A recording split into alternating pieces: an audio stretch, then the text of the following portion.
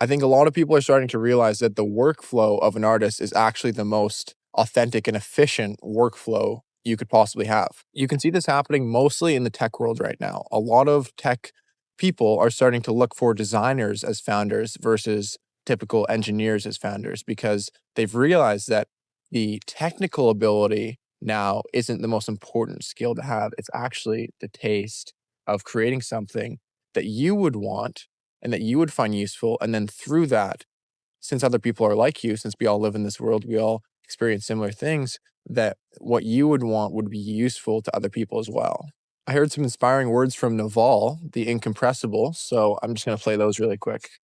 If you're looking to improve yourself, or if you're looking to figure out the truth, you're probably much better off as an individual following your own natural curiosity. And that's really what it boils down to, is curiosity and sort of commitment to learning the correct answer. And I think if you have that, then you can fulfill almost any desire. All the tools are there. As I've talked before on Twitter, like the means of learning are abundance. It's a desire to learn that's scarce. And that's true even within me. Most of the time I'm exhausted. I want to learn. I just want to relax or do the things that I'm already good at. But at the same time, if I look back on my life, almost everything great that I've managed to pull off, great by my own definition, not by the world's definition, has come from following my own natural intellectual obsessions. Yep.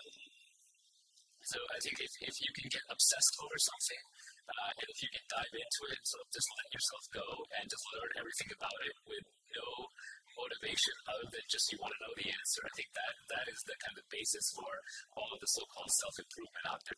Self-improvement really just comes from letting you be yourself, follow the things that you really want to follow, figuring out the things that you want to figure out, not worrying about what other people want or other people think, and then you kind of find yourself in the same place at the end, no matter which route you take. And so when I was watching those videos from Naval, it made me realize that we're almost relearning the fundamentals of human creation. And it seems like before AI, it was a period of time where we had to go learn all these technical things so that now we could hand it over to AI and we can have a world of pure creation where you can have an idea and pursue it instantly instead of, I have an idea, let me go to school and learn everything I need to know for 4 years. And then by the time that's over, I don't even give a shit about the idea. So it's a good thing. We're through that period. This is one of the most blessed times to be born. You can literally make anything you want. There's this business fundamental where you should build what you would want, and then people like you would also want that thing, and then that's how your product could gain success. I guess that's a bad way of putting it, but I think that has never been more true. And you can sort of see this changing with people promoting their businesses on social media now.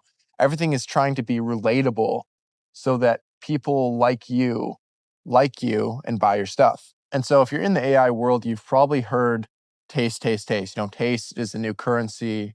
It's the most important thing because unless you have a vision for what you want to create, the leverage that AI provides doesn't mean anything. But luckily, we're in a world where there is niche research on literally every topic. So if you have an interest, you can explore it. And there's tons of people that have explored it before. And if there isn't, congratulations, because that is a rare opportunity in today's world. One of the last things I want to talk about, which I think will tie some of these points together, is the importance of the subconscious mind. I really think there's a big future for research in the subconscious mind because it's so amazing and it's so undiscovered. The average person doesn't know that our subconscious mind is constantly absorbing information and working and plotting and planning things out that comes through us when we give it the opportunity to. I want to make another video on that, but in terms of creating things and creating things efficiently, I think that if you can train your subconscious mind to be a part of your workflow, I think that's going to be an important thing, but I don't have enough knowledge on how the brain works and stuff yet to actually speak on it.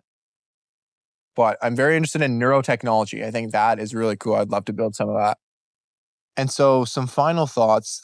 This is the opportunity for you to create. I think the next 10 or so years are going to be people making things. The time where we had to repeat repetitive tasks and do boring work I believe, is pretty close to over. So you might as well start to think about what you'd want to make in a world where you can make anything.